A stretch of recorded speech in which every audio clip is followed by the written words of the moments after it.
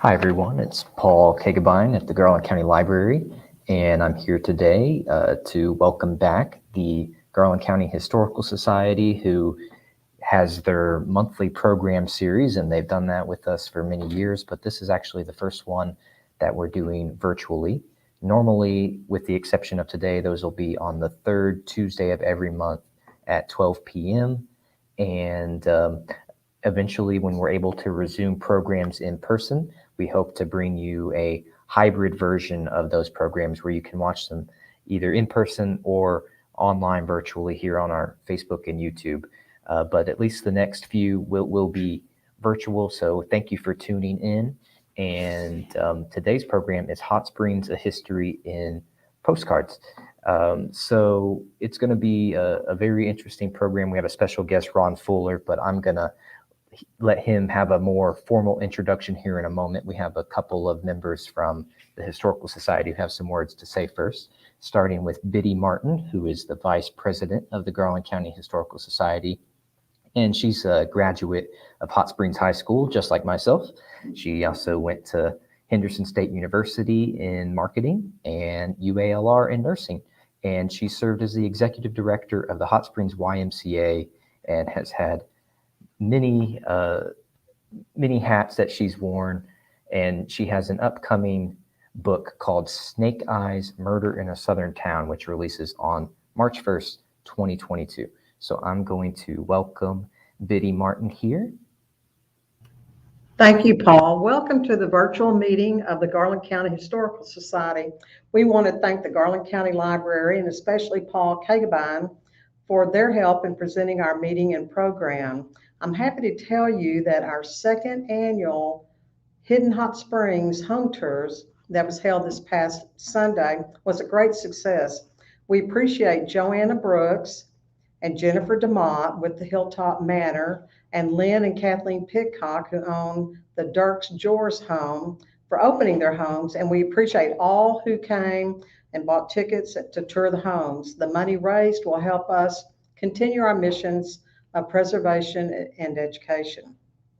Please save the date for next year's Hidden Hot Springs, which will be September 25th, 2022. Next August, we'll announce the homes and we'll have the tickets on sale then.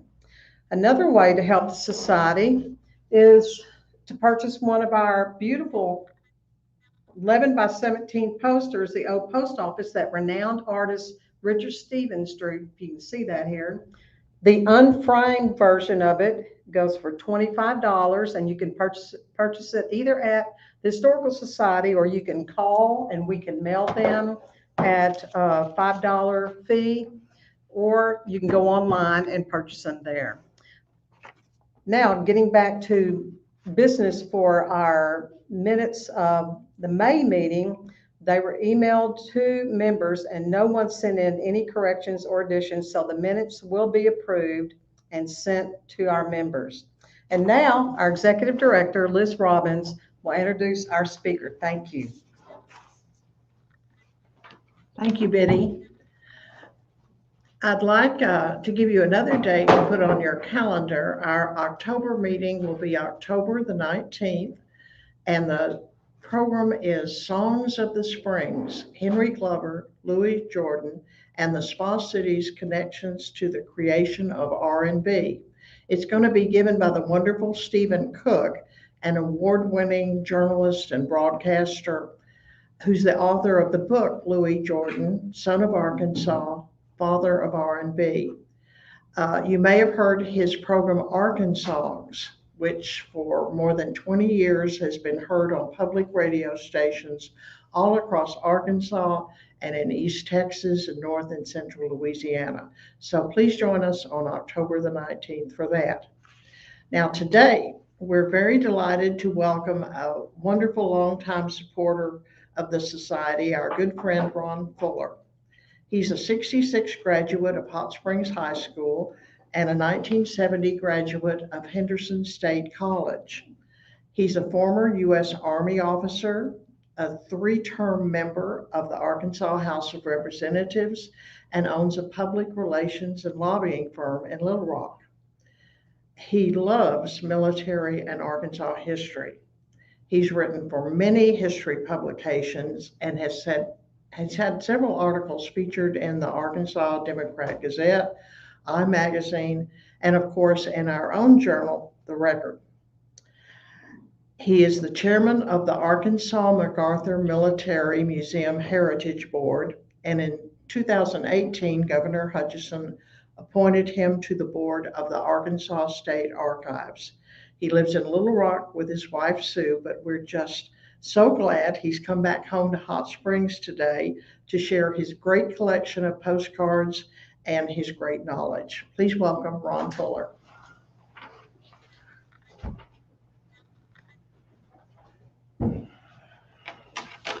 Well, thank you, Liz. I appreciate that very much. It's truly a real pleasure to be here back in my hometown of Hot Springs.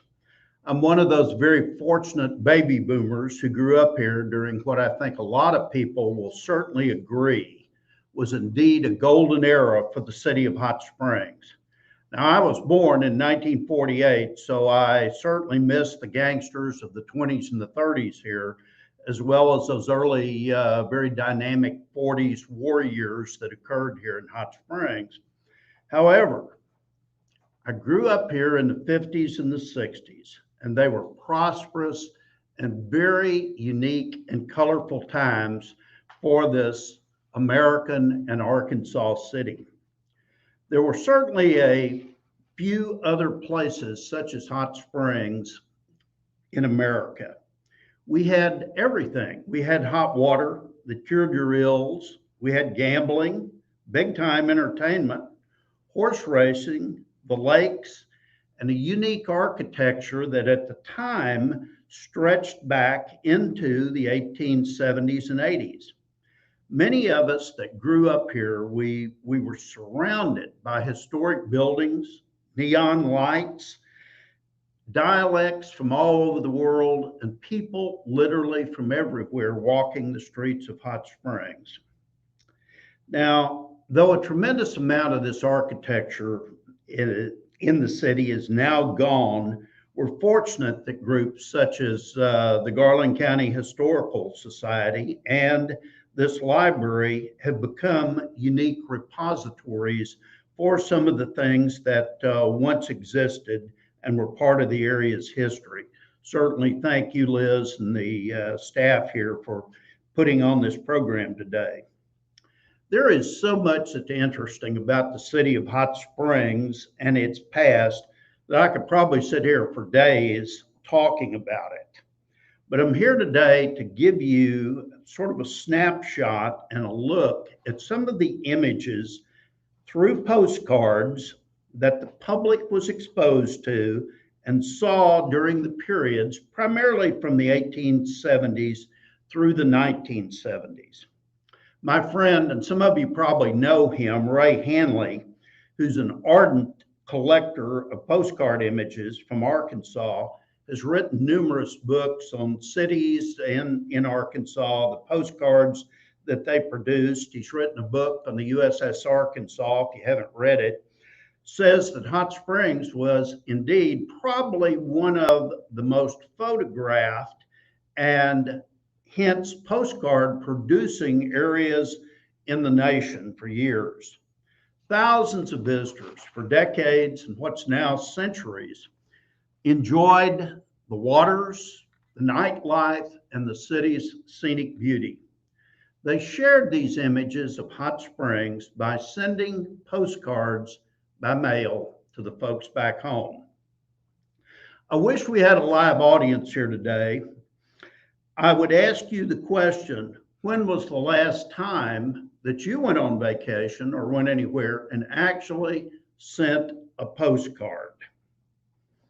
If you're younger than 40, you probably haven't. And if you're younger than 30, you're probably going to be asking, well, why? What's a postcard? So, interesting enough, as a means of communication, postcards have all but vanished. They've been pushed into the history books by the internet and by emails. Handwritten correspondence between individuals, once so prevalent, many of us, such as Liz, I know we all remember cursive writing, has been pushed into the bin of history as well. It's just not occurring. Might ask the question, when was the last time you sat down and wrote a handwritten letter? Not typed on a computer, a handwritten letter. I dare say not a lot. Now, to the topic of postcards, and I don't want you to get me wrong, postcards still exist today, but they're purchased now primarily as souvenirs of a trip or a vacation. However, the prevalence of the iPhone camera, which we all have, and instant communication via email and text is pushing even those that are left further into the history books. You're just seeing less and less of them. In the 1920s through the 1960s, 70s, almost every novelty store, art gallery, restaurant, newsstand, and place of business on Central Avenue had a postcard rack of scenic hot spring sites.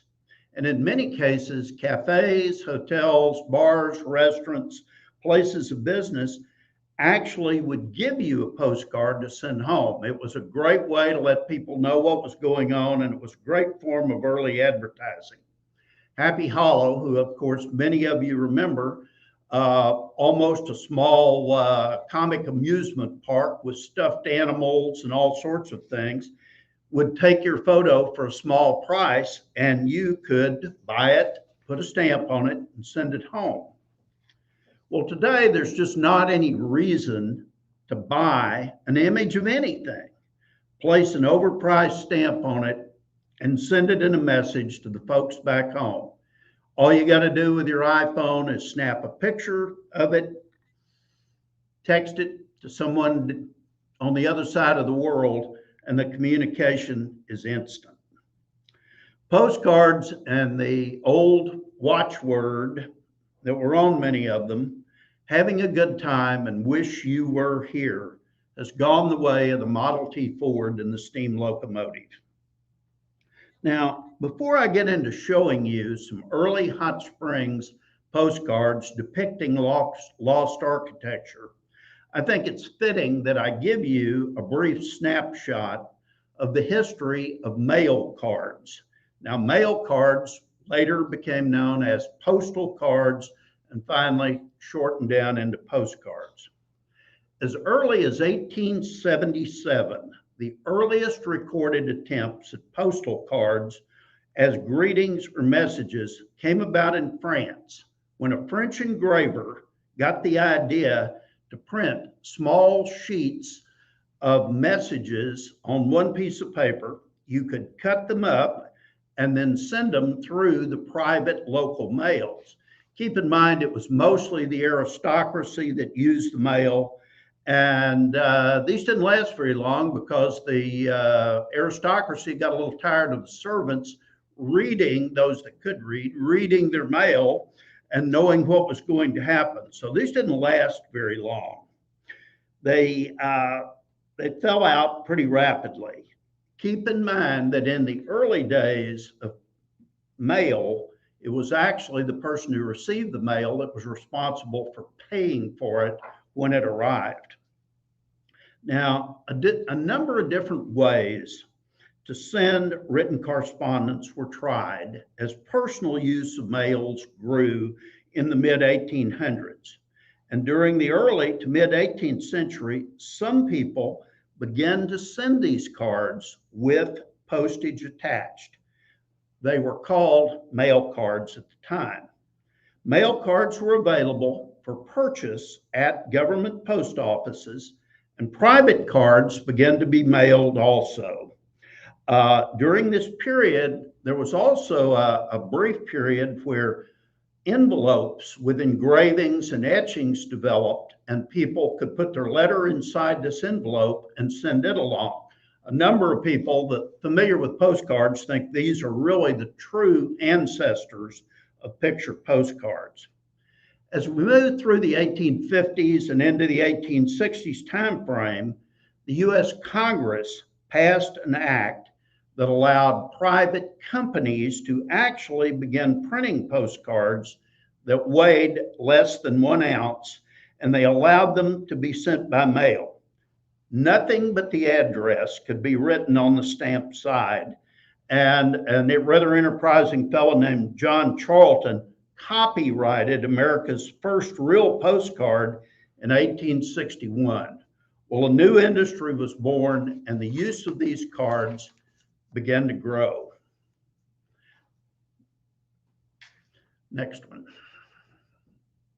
the government card.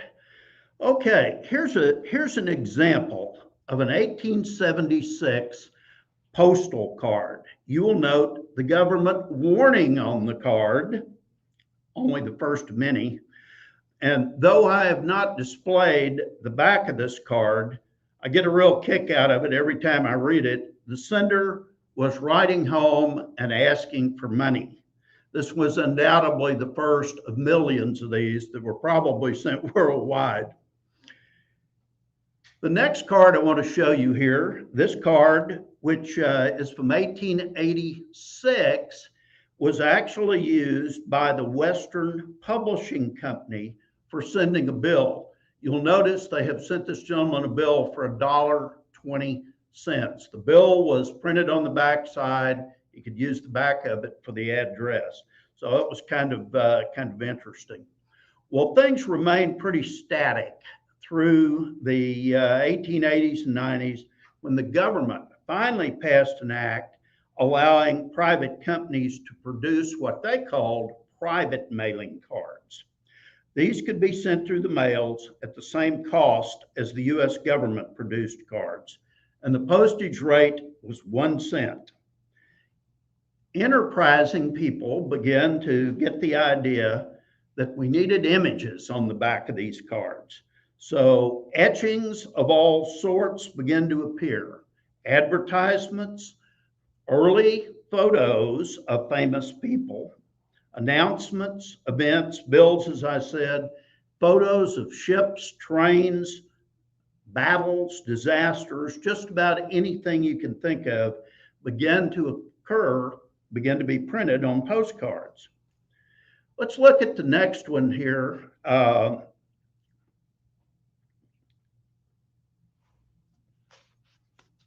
This is, okay. Well, let me talk about this, and we may be a little out of order here, but what you're seeing here is a photo of an early postcard looking up Park Avenue. What you're seeing here is the auto is sitting on West Mountain. You're looking up Park. That's the Majestic on the left. And if you notice, there's an aeroplane in the picture. Well, early photoshopping started to be done on these postcards. People were fascinated with images of technology. Photographs of our etchings of planes and blimps began to occur, and they were part of the process of printing the postcard. People were fascinated by this history. Well, a number of changes occurred over the coming years, driven by improvements in printing, ink, and economic changes. Prior to World War I, the Germans were primarily the producers of postcards around the world. They had produced a process by printing postcards cheaply, and the innovation quickly spread. Millions of them were being produced. Okay, this postcard is what was known as a split postcard. This postcard was used extensively. You could put an image on one side, you could put the address on the right, and you could also handwrite it on the left. Now, white borders soon began to appear after World War I. Most people think they were purely for aesthetic reasons, but the truth was that the Germans had this really great production system of postcards. However, After losing the war, American entrepreneurs began to fill the void. But in typical American fashion, we tried to figure out exactly how to save money. So a white border was placed around the postcard, not so much for aesthetics, but to save ink. American postcards somewhat suffered in their early days, as you can see from this postcard, which is a flood in Hot Springs, Arkansas. The coloration on this postcard and the clarity of it is really not up to certainly today's standards. Now, I think maybe we opened the show with this one, but this is one of my favorite all-time postcards of Hot Springs. It's also known during a period of postcards which existed during the 30s through 1945 that was known as the linen postcard period. If you touch these postcards, they feel like they have a fine rag content in them. If you'll note, they continued to use the white border around them, and they actually had the look of a picture.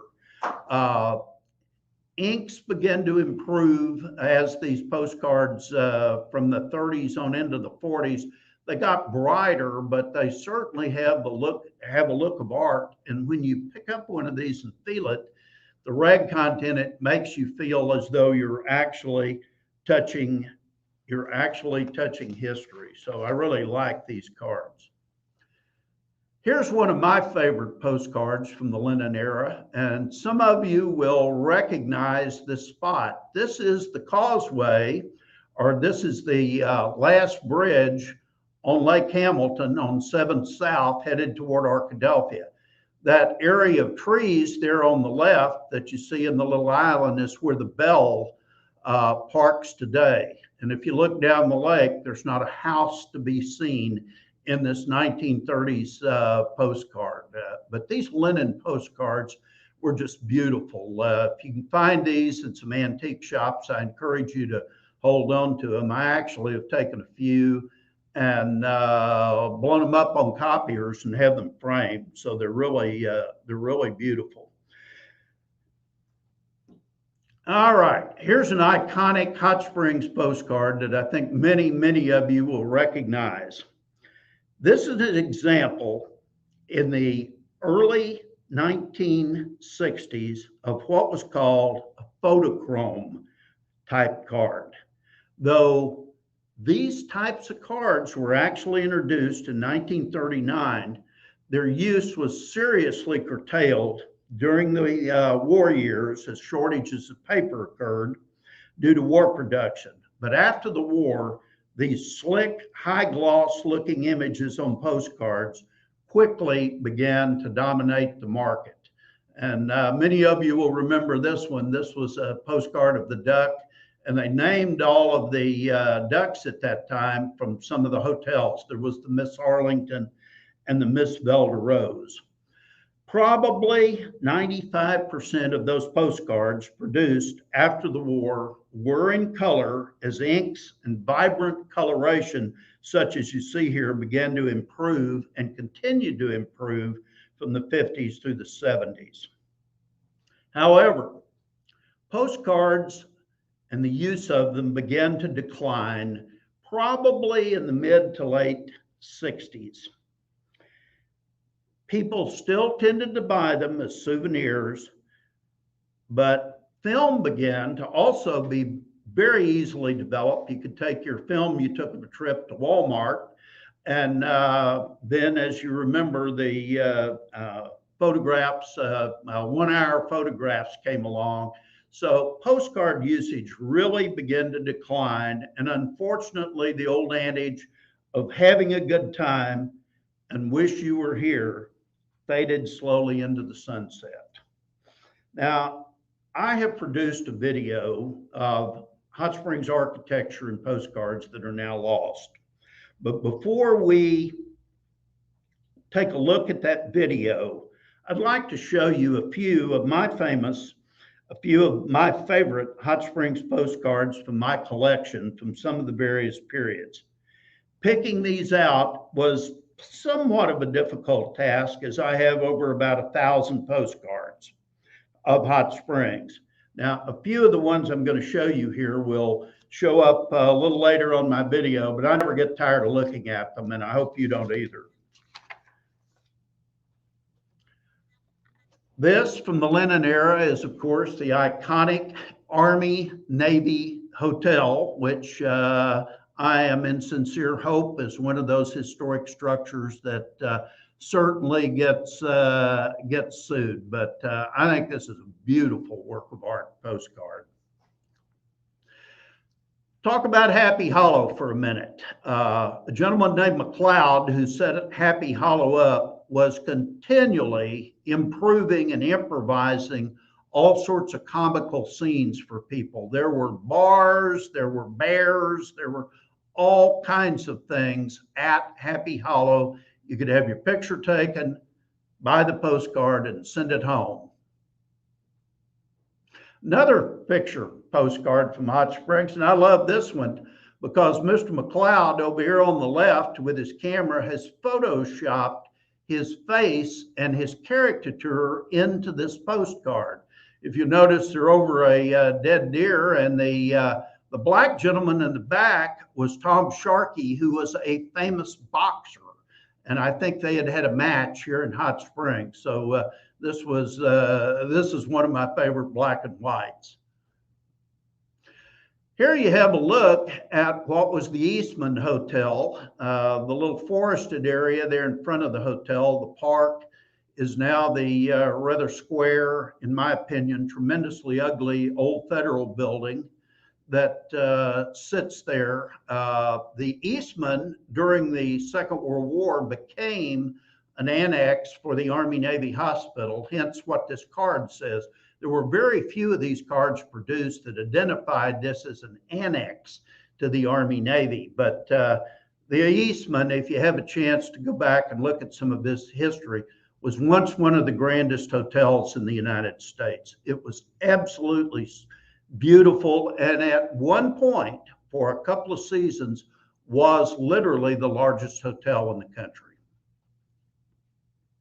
Here's a great one, and I like this postcard because it's pure Chamber of Commerce, looking at the Arlington Hotel, and if you'll notice, there are people serving you drinks on the lawn, which is right across. Liquor was illegal in just about everywhere, but certainly not in Hot Springs, and I'm sure those people were enjoying an adult beverage. But this was printed, and it says right on the card, courtesy of the Chamber of Commerce. I think this is just a beautiful card. Now, here's a rather whimsical card. Jack Manier, who was one of the bathhouse managers here, had himself photoshopped into a postcard, actually handling the Maurice bath, or handling the Lamar bathhouse. I think this is a pretty cute card. Taking a look, one of the bathing areas for men, everybody was, wrapped up in towels and taking the steam. Hot Springs, famous for the baths for years, hence our motto, we bathe the world. Now, here's a picture that is one of my favorites. This is a look at Majestic Hotel #1 and #2, and the beautiful crystal fountain that existed on the corner of, or at the roundabout now at Central Avenue and Whittington and Park Avenue. As a young man, I remember these crystals and the glowing lights on this fountain. It was just really beautiful. Another unfortunate thing that I believe was removed in the 70s, and I'm not so fond of what replaced it, but this was a beautiful fountain. Great look at the observation tower. The one we've got today, I think, is a little more safer. I remember this one as a child. Was pretty shaky at times, especially in a wind if you climbed up it. But there was one tower also that was a wooden one that existed before this. I've never been able to find a postcard of that one.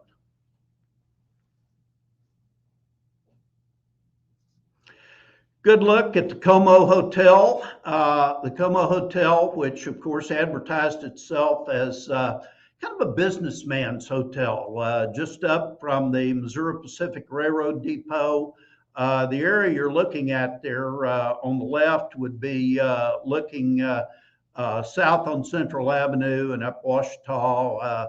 There's of course, we have a statue there in front of the hotel today in the little park, but the Como was quite the place. Now here's one of the more iconic places in Hot Springs. This was the Avalon. The Avalon is still there today. I think some people have bought it with the intention of doing some restoration, but this is the kind of thing that the place you were staying in Hot Springs, and we had hundreds of small motels and hotels, would give out. You see a picture of a 1940s bedroom in the upper part of the left here, and they had a little bit of an annex, which was a tourist court. So the Avalon on Park Avenue is just a beautiful place. Now, this is interesting, and you'll note we're back to the biplanes. My friend Tom Noble, who works with the Historical Society, is always sending me a little message that said, well, there's those pesky planes.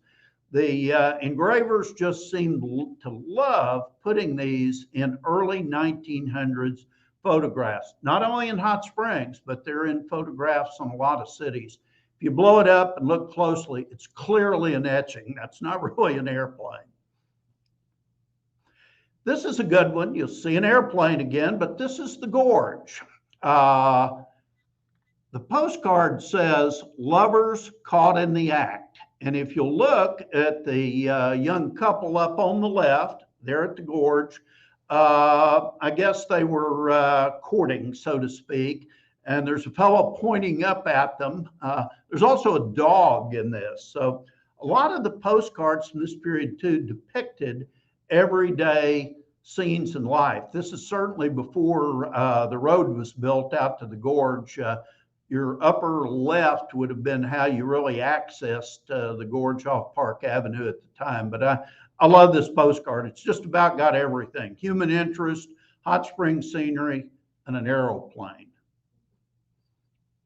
This is a good look at one of the downtown hotels. This was the lobby of the Milwaukee Hotel. Now, this is another building, in my opinion, that should have been saved. Hot Springs, unfortunately, unlike Eureka Springs, that saved most of their historic buildings, for whatever reason decided we just didn't need all these old buildings back in the 70s, and a lot of stuff that really should have been preserved for history came down. And Liz probably thinks I'm on my soapbox about that, but I always am. This is a look out on the lake. Here's Spick and Span Cottages. They would have given this to any of the guests that were staying there. That sign that you see down there on the right existed clear into the 70s. I think there's one or two of those little buildings maybe left there. This is a good look at the lobby of what is now Mountain Valley Water Company downtown, delivering our great water coast to coast. And this is a 40s look at a lot of people enjoying the water at the pavilion at the Mountain Valley Water.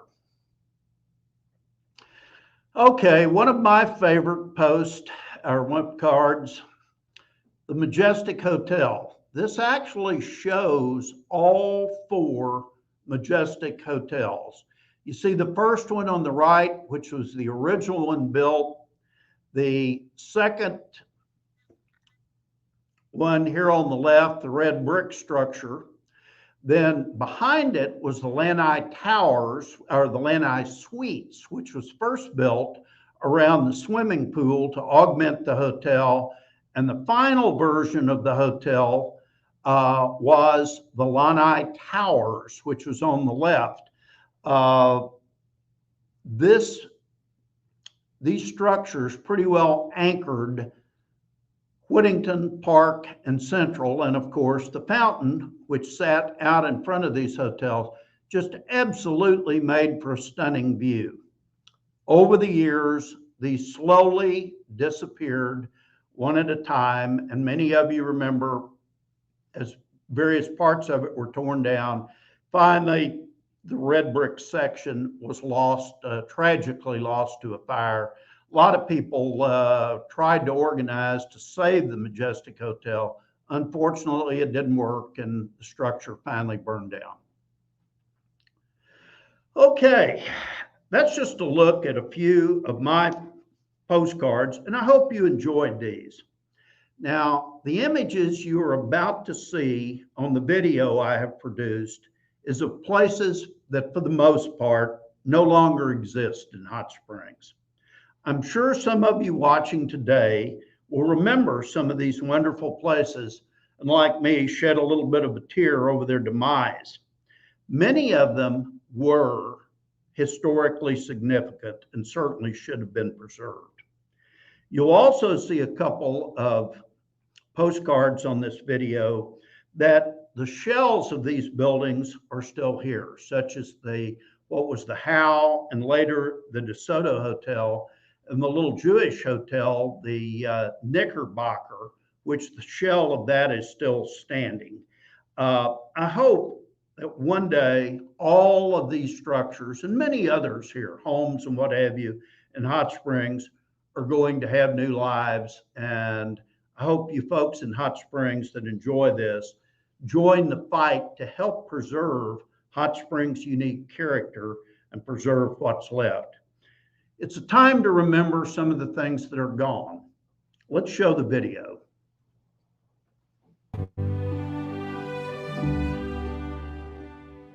The city of Hot Springs, Arkansas was once the location of numerous beautiful homes, businesses, and public places from 1870 until the mid-20th century. They are virtually all gone now. They slowly disappeared or were torn down in the name of progress as the years passed. So enjoy this collection of early postcards and images. It is a time to remember.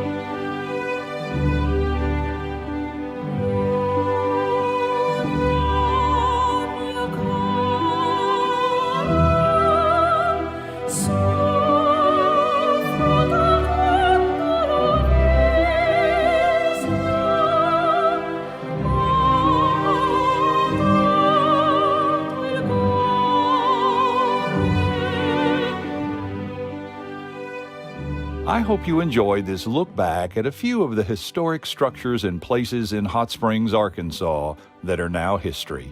It is still a city with a unique character, and I hope you will join with others in helping to preserve its wonderful history. Please support the Garland County Historical Society.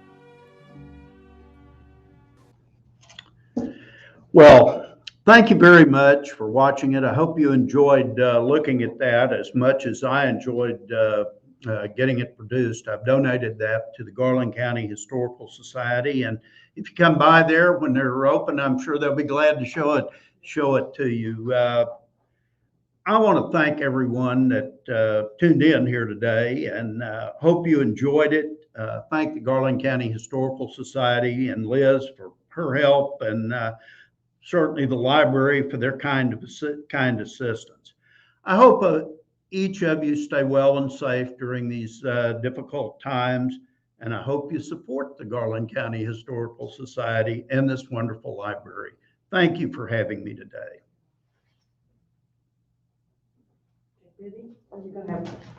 And I think we have one last speaker here.